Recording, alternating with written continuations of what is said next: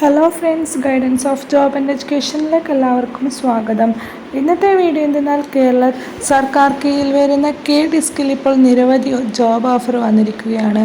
ജോബിൻ്റെ ഡീറ്റെയിലേക്ക് പോകുന്നതിന് മുമ്പായി ഇതുപോലുള്ള ജോബ് റിലേറ്റഡും എഡ്യൂക്കേഷൻ റിലേറ്റഡുമായിട്ടുള്ള വീഡിയോസ് ലഭിക്കാനായി ഈ ചാനൽ ഒന്ന് സബ്സ്ക്രൈബ് ചെയ്യാനും ലൈക്ക് ചെയ്യാനും ഷെയർ ചെയ്യാനും കമൻറ്റ് ചെയ്യാനും മറക്കരുത്. എന്നാൽ നമുക്ക് ജോബിൻ്റെ ഡീറ്റെയിലേക്ക് പോകാം.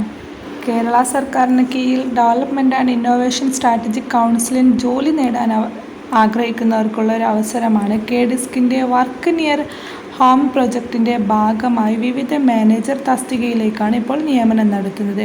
കേരളത്തിൻ്റെ സർക്കാർ സെൻറ്റർ ഫോർ മാനേജ്മെൻറ്റ് ഡെവലപ്മെൻറ്റ് നേരിട്ട് നടത്തുന്ന റിക്രൂട്ട്മെൻറ്റാണിത്. ഇപ്പോൾ താല്പര്യമുള്ളവർ ഏപ്രിൽ 1 മുമ്പായി അപേക്ഷ നൽകണം. ഓക്കെ, ഇപ്പോൾ നിലവിൽ വന്നിട്ടുള്ള തസ്തികയുടെ ഒഴിവിൻ്റെ ഡീറ്റെയിൽ നമുക്ക് നോക്കാം. ഡിസ്കിൽ assistant general management grade 1, senior program management grade 1 recruitment ആകെ 3 ഒഴിവുകളാണ് ഇപ്പോൾ വന്നിട്ടുള്ളത്.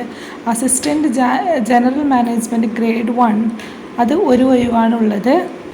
അതേപോലെ തന്നെ സീനിയർ പ്രോഗ്രാം മാനേജർ ഗ്രേഡ് 2 അത് 2 ഒഴിവുകളാണ് വന്നിട്ടുള്ളത്. ഈ ഒരു ജോബിലേക്ക് അപ്ലൈ ചെയ്യാനുള്ള ക്വാളിഫിക്കേഷൻ എന്തൊക്കെയാണെന്ന് നമുക്ക് നോക്കാം. അസിസ്റ്റൻറ്റ് ജനറൽ മാനേജർക്ക് അംഗീകൃത യൂണിവേഴ്സിറ്റിയുടെ കീഴിൽ നിന്ന് ബി.ടെക് അല്ലെങ്കിൽ MBA പാസ്സായിരിക്കണം.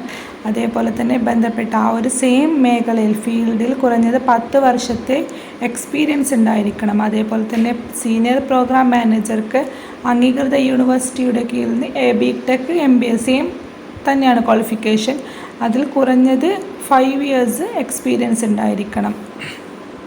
ഇതിന് പുറമെ നല്ലൊരു കമ്മ്യൂണിക്കേഷൻ സ്കിൽസ് ഉണ്ടാവണം. അതേപോലെ തന്നെ മൾട്ടി ടാസ്കിങ് ജോലി ചെയ്യാൻ തയ്യാറുള്ളവരായിരിക്കണം. ഈ ജോലിക്കുള്ള ശമ്പളം എങ്ങനെയാണെന്ന് നമുക്ക് നോക്കാം.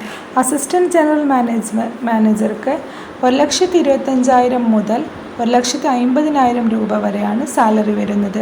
സീനിയർ പ്രോഗ്രാം മാനേജറിന് 90,000 രൂപ മുതൽ 1,00,000 വരെയാണ് സാലറി സ്കെയിൽ വരുന്നത്. ഇത് എങ്ങനെയാണ് ഇതിൽ തിരഞ്ഞെടുക്കുന്നത്, വ്യക്തികളെ എങ്ങനെയാണ് റിക്രൂട്ട്മെൻറ്റ് ചെയ്ത് തിരഞ്ഞെടുക്കുന്നതെന്ന് നമ്മളിപ്പോൾ അപേക്ഷ നൽകി അതിൽ ആ അപേക്ഷ പരിഗണിച്ച് അതിൻ്റെ ലിസ്റ്റ് പ്രസിദ്ധീകരിക്കും. ഷോർട്ട് ലിസ്റ്റ് പ്രസിദ്ധീകരിച്ചതിന് ശേഷം ഒരു എക്സാം ഉണ്ടാകും, റിട്ടേൺ ടെസ്റ്റ് ഉണ്ടാകും. അത് കഴിഞ്ഞിട്ട് ഒരു സ്കിൽ ടെസ്റ്റ് ഉണ്ടാകും. അത് കഴിഞ്ഞ് ഇൻ്റർവ്യൂ നടത്തിയിട്ടാണ് ഇതിലേക്ക് റിക്രൂട്ട്മെൻറ്റ് ചെയ്യുക. ഈ ഒരു ജോബിലേക്ക് എങ്ങനെ അപ്ലൈ ചെയ്യാമെന്ന് നോക്കാം. ഈ ഒരു ജോബിലേക്ക് അപ്ലൈ ചെയ്യാൻ താല്പര്യമുള്ള വ്യക്തികൾ CMD വെബ്സൈറ്റ് സന്ദർശിക്കുക. ഇതിൻ്റെ ഒഫീഷ്യൽ വെബ്സൈറ്റ് സന്ദർശിക്കുക. അതിനുള്ള ലിങ്ക് ഞാൻ ഡിസ്ക്രിപ്ഷൻ ബോക്സിൽ കൊടുക്കുന്നതായിരിക്കും. ശേഷം അതിലെ ഒഫീഷ്യൽ നോട്ടിഫിക്കേഷൻ കറക്റ്റ് വായിച്ച് മനസ്സിലാക്കുക. എന്നിട്ട് ശേഷം ഏപ്രിൽ 1 മുമ്പായിട്ട് അപേക്ഷ സമർപ്പിക്കണം. ഒഫീഷ്യൽ നോട്ടിഫിക്കേഷനിൽ ഒരു ആപ്ലിക്കേഷൻ ഫോം ഉണ്ടായിരിക്കും. ഈ ഒരു ആപ്ലിക്കേഷൻ ഫോം ഫിലപ്പ് ചെയ്തിട്ട് നമ്മുടെ ക്വാളിഫിക്കേഷൻ സർട്ടിഫിക്കറ്റൊക്കെ അതിൽ ആഡ് ചെയ്തിട്ട് ഈ ഒരു Gmailലേക്ക് സെൻഡ് ചെയ്യാണ് വേണ്ടത്.